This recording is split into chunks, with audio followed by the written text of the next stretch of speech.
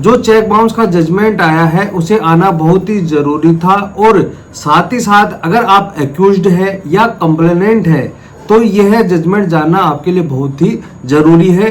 2 मई 2024 को यह cheque bounce का जजमेंट आया है। जब भी किसी व्यक्ति के खिलाफ चेक बाउंस का केस किया जाता है तो चेक बाउंस का केस करने से पहले उस व्यक्ति के खिलाफ एक लीगल नोटिस दिया जाता है। जो लीगल नोटिस दिया जाता है उसका बहुत ही बड़ा रोल होता है और सुप्रीम कोर्ट के द्वारा स्पेशली एक टिप्पणी की जाती है कि अगर डेट को चेंज करने के लिए कोई एप्लीकेशन दी जाती है तो हमारे द्वारा उसे रिजेक्ट कर दिया जाएगा। इस मामले में हम यह भी बात करेंगे कि सुप्रीम कोर्ट के द्वारा किस प्रकार से हाई कोर्ट के आदेश को डिसमिस कर दिया गया और साथ ही साथ ट्रायल कोर्ट का जो आदेश है उसे किस प्रकार से अलाउ कर दिया गया।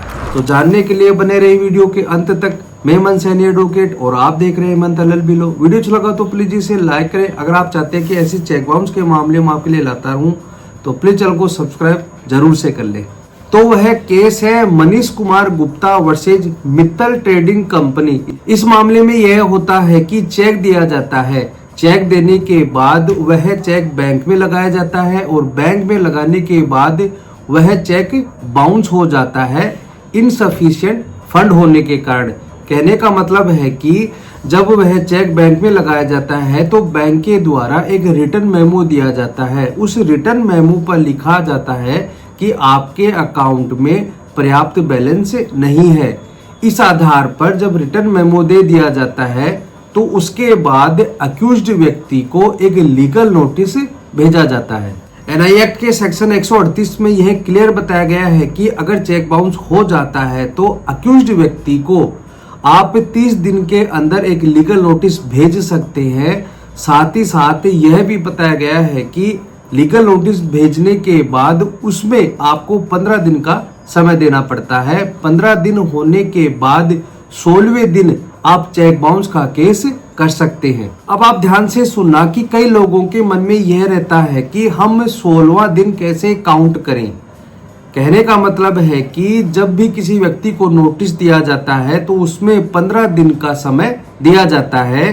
जब भी आपके द्वारा डाक के द्वारा उसे यानी अक्यूज्ड को कोई नोटिस दिया जाता है तो जिस दिन उसको नोटिस प्राप्त होता है उस दिन की तारीख से 15 दिन का आपको समय काउंट करना है और अगर वह आपके पैसे नहीं देता है 15 दिन के अंदर तो 16वें दिन आप कोर्ट में जाकर उसके खिलाफ नेगोशिएबल इंस्ट्रूमेंट एक्ट के सेक्शन 138 के तहत केस कर सकते हैं। अब आपको यह ध्यान रखना है कि जब भी आपका चेक बाउंस हो जाता है तो बैंक के द्वारा ओरिजिनल चेक और रिटर्न मेमो आपको दे दिया जाएगा, लेकिन उसमें आपको किसी भी प्रकार से काट-छांट नहीं करनी है। जैसे कि पेन से कुछ लिख दिया जाता है या अमाउंट को बढ़ा दिया जाता है, ऐसा आपको कुछ भी नहीं करना है।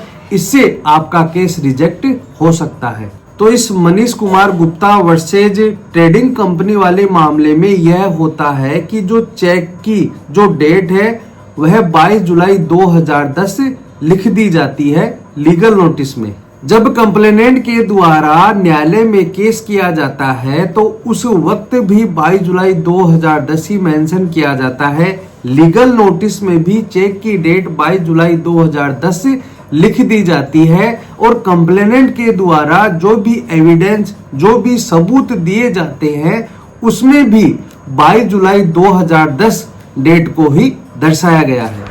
इस बात का कंप्लेनेंट को जब बाद में पता चलता है यानी सारी एविडेंस हो जाती है तो उसके बाद कंप्लेनेंट के द्वारा उस डेट में सुधार करने के लिए एक एप्लीकेशन लगाई जाती है। कंप्लेनेंट के द्वारा ट्रायल कोर्ट में जो एप्लीकेशन लगाई जाती है उसमें यह कहा जाता है कि गलती से 22 जुलाई 2010 लगा दी गई है, उसकी जगह 22 जुलाई 2012 लगाई जाए।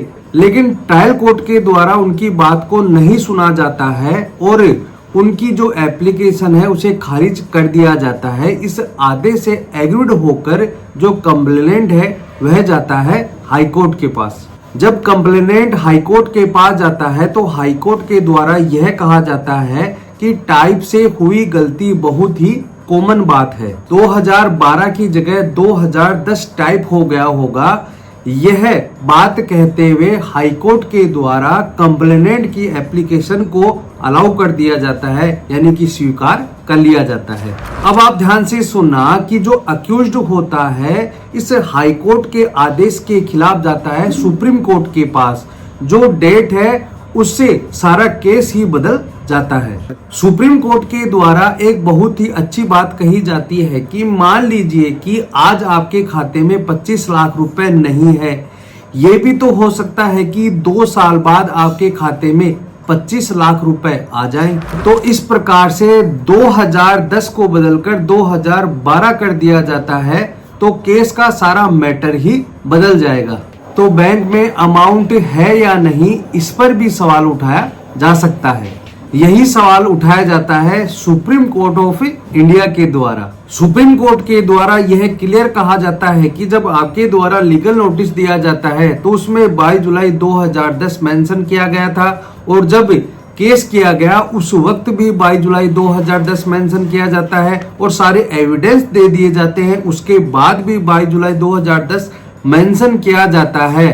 तो इस प्रकार से हमारे द्वारा चेंज की गई डेट के लिए एप्लीकेशन अलाउ नहीं की जाती है, हमारे द्वारा इस एप्लीकेशन को रिजेक्ट किया जाता है। और सुप्रीम कोर्ट के द्वारा हाई कोर्ट ने जो इस एप्लीकेशन पर अलाउ का आदेश किया था, सुप्रीम कोर्ट के द्वारा हाई कोर्ट के इस आदेश को सेट यानी खारिज कर दिया जाता है। इस प्रकार से आज आपको समझ में आ गया होगा कि अगर किसी व्यक्ति को यानी आरोपी व्यक्ति को लीगल नोटिस दिया जाता है और उसमें चेक की डेट गलत मेंशन कर दी जाती है और उसके 15 दिन के बाद आपके द्वारा केस किया जाता है, तो केस में भी आपके द्वारा गलत डेट मेंशन कर दी जाती है और एविडेंस भी पेश करने के बाद गलत डेट मेंशन कर दी जाती है और उसमें आप सुधार करने के लिए कोई एप्लीकेशन लगाई जाती है, तो उसे रिजेक्ट कर दिया जाएगा। कहने का मतलब है कि वह जो एनआई एक्ट का केस है वह नहीं चलेगा। तो यदि इस प्रकार से आपके केस में भी इस प्रकार की कोई त्रुटि या गलती है तो आप उसका पता करके उस केस को ही समाप्त करवा सकते हैं। तो दोस्तों आज के लिए इतना ही। वीडियो अच्छा लगा तो प्लीज इसे लाइक करें। अगर आप चाहते हैं कि ऐसे इंटरेस्टिंग वीडियो मैं आपके लिए लाता रहूं तो प्लीज चैनल को सब्सक्राइब जरूर कर लें।